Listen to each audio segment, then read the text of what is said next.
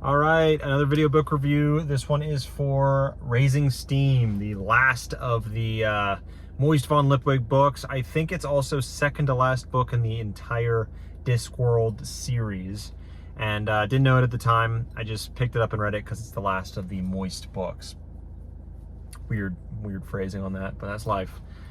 Yeah, it was... I wouldn't say it was good. It was okay. And I think this all stems from, looking up online, it all stems from, you know, Sir Terry Pratchett's Alzheimer's kicking in and really working him until his death not long after this. I think there was one more book that he did, but this was second to last, and it kind of showed, because you had, you know, this was a light Lipwig novel. Like, it wasn't in depth on your character. He wasn't really, there was no growth, no big growth, no revelations, no anything. So you didn't really see character growth at all, which sucks. And you had all these characters from the City Watch series, Vimes, Knobs, Colin, those kind of guys. And weirdly enough, now thinking of it, I haven't seen Carrot in any of these. Maybe in another series he like goes off and does stuff and leaves the watch. I don't know, but I've never seen Carrot again. Because I read the whole City Watch series and he's like a big character in there. But you get a little bit of Vimes, a little bit of Colin, Knobs, Detritus, Sergeant Angua, Little Bottom, right? Another one. But they kind of show up and they do some things, but really not all that interesting. And there is almost no tension as well. This book kind of has this Industrial Revolution come to Discworld through the railroads, and the railroads now beginning to spread out from Ankh-Morpork, and the Grags are a dissenting group of dwarves who rebel and are trying to derail the whole railroad situation. And it, like, every time they try, they're easily beaten back. And it's really no issue, like, at all. Every time they really try anything, it's nothing. And that was uninteresting, to say the least. Like, it's really nothing there.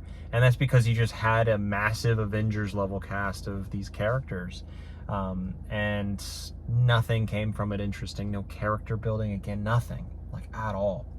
And, yeah, you also didn't have really anything to do with the post office, the bank, or the mint, which are the big ones from the previous two books. And it's not like the last book that had anything to do really with the post office. Every time like von Lipwig drops what he's like, the first thing, he moves on to the next one and completely forgets about the other one. And I feel like the argument there is like, well, he's a great, you know, delegator, right? He sets the right person up or right people up to do their job and they go do it. But that kind of means we're leaving behind all the interesting characters we had from the previous books, and that's not the best way to do it. I didn't really like this trilogy in that manner. It really felt like each book was its own separate world of Lipwig stepping into a system. At least the last two were stepping into a system and fixing it and making it more efficient. This one wasn't that. Lipwig kind of stepped into a system that was already great, and then he like maybe came up with a few good ideas in the side, and that was really it.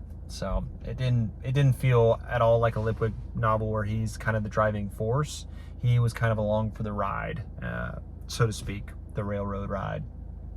And yeah, you also see with Terry Pratchett Discworld novels, you see a lot of social commentary, and most of the time it is there. You can tell what it needs to say and wants to be, but the main storyline is the drive, is what keeps you reading, right?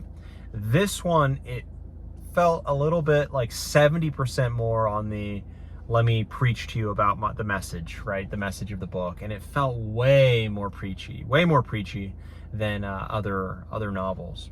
And I know I had some issues kind of in the weaker novels of the City Watch books on that subject, but this was like that dialed to 10, and I was not enjoying that. I just don't like being preached to no matter what it is in a book, especially a fantasy novel, you know? And it was all through, and it was kind of a similar note to what we've already seen. Like I saw in City Watch when the golems, right? They were being introduced in Ankh-Morpork as people, and there was a whole kind of issue on, are they people? How do I treat them if we now treat them as individuals, you know, when we've really been treating them as slaves before, that kind of thing. And I feel like that continually happens over and over. And this, we just got that again with goblins, right? The goblins, I guess, were interesting, but you know, whatever. They didn't really bring anything new. Like, they suddenly were really good at working the clax machines and really great at working the railroad. Anything with that really ticked, that had some kind of moving parts in there, they really excel at. But great, cool, I don't really care. Yeah, and there was just more of the same that we've seen in other Discworld novels, so that didn't interest me too much. Nothing new was said, nothing too interesting was done. There was not enough tension. As a Moist Fawn Lipwig book, it wasn't really one. Not worth note. The first two are much better, and I think the very first book is the standard. Like, that is such a great Discworld book, and it kind of just got a little bit worse as we went, and this one was a steep drop off for sure.